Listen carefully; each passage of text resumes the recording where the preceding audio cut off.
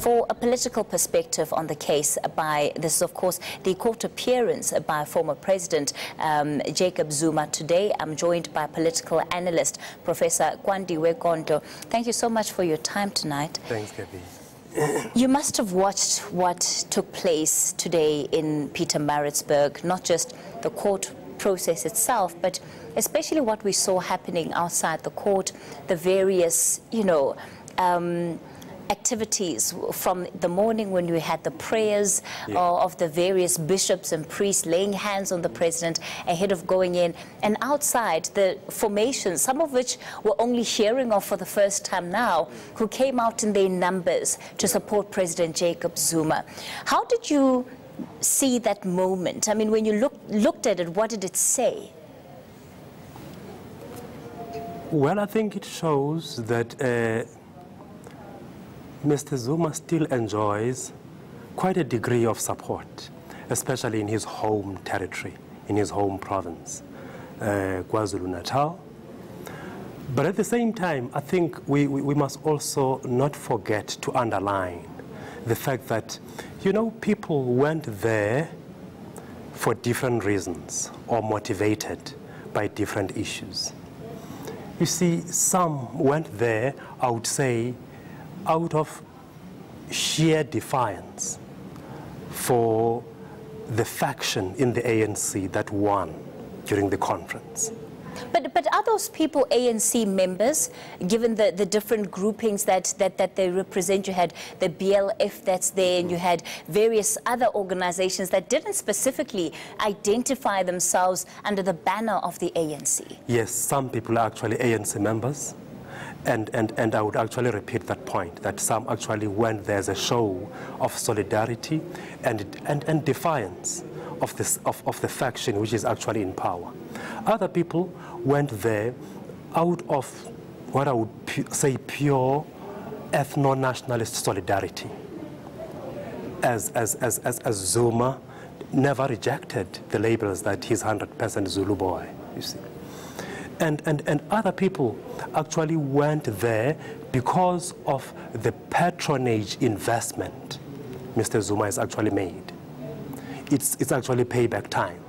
That's why you actually saw organizations like BLF, who actually have very tenuous, if any, connections with the ANC as a party.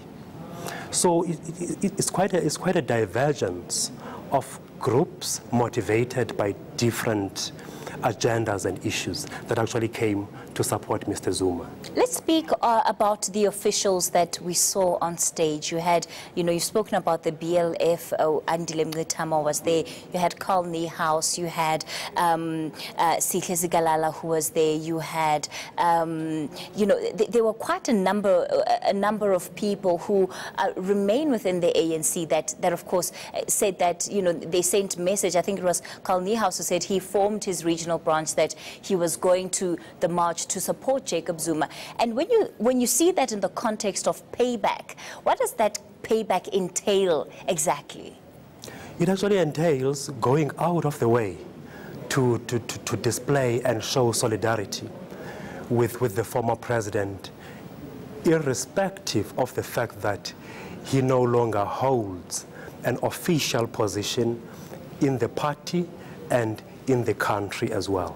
But I think this might hit a certain cul-de-sac or dilemma at a certain point, because you see, how is he going to sustain this kind of support? Let's say if the trial drags on for a much longer period. You see, he's not in a powerful position anymore to continue dispensing patronage. And he's not in a powerful position anymore to continue influencing the ANC. There are many of those that spoke about how they will not turn their backs on Jacob Zuma, and in fact going as far as saying that some members of the ANC, and even to an extent the organization, is turning its back on the president. And I think there was also a description used by Jacob Zuma himself about feeling a level of woundedness in terms of how everything has been playing itself out. Yes, you see, the ANC is a big organization.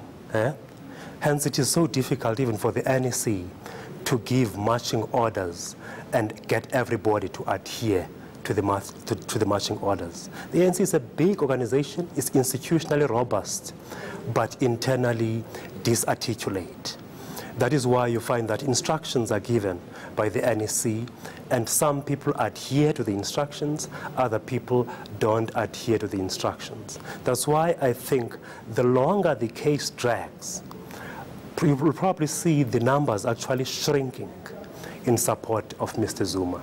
Besides that, if the case drags a bit longer, it might even be overshadowed by the ANC canvassing for the 2019 elections. It might be overshadowed by the activities of the ANC canvassing for the 2019 elections. What about the fact that Mr. Zuma maintains that the charges against him are politically motivated, that they're part of a broader sinister ploy politically? Well, Mr. Zuma is not the kind of guy who can go down without a fight. And I think that's part of his fighting strategies, making such utterances. The case is in court, and let the law play the full role it is supposed to play. Whether the cases are going to be dismissed, is going to win, we still have to see. Let the law take its own course. And in terms of the ANC's handling of the matter, do you think that they have to walk a very tight rope in terms of what they say about the case itself and about the fact that he's facing these charges and the directives that they're issuing to people? Because you had quite a number of people embrace the fact that they'd come out and say people should not be seen wearing eNCA regalia at the protest, and of course that directive being one of those that was defied. Yes, the ANC has to walk a tightrope. I say a tightrope because it has to. Yes, it is carefully distancing itself from the case and the charges, but at the same time, the ANC needs the numbers. The ANC needs the numbers around Mr. Zuma when it comes to votes during elections. So it's quite a tenuous, difficult balancing act which the ANC has to do. But unfortunately, during the elections, I think the campaign messages of the ANC are going to be couched in defensive tones.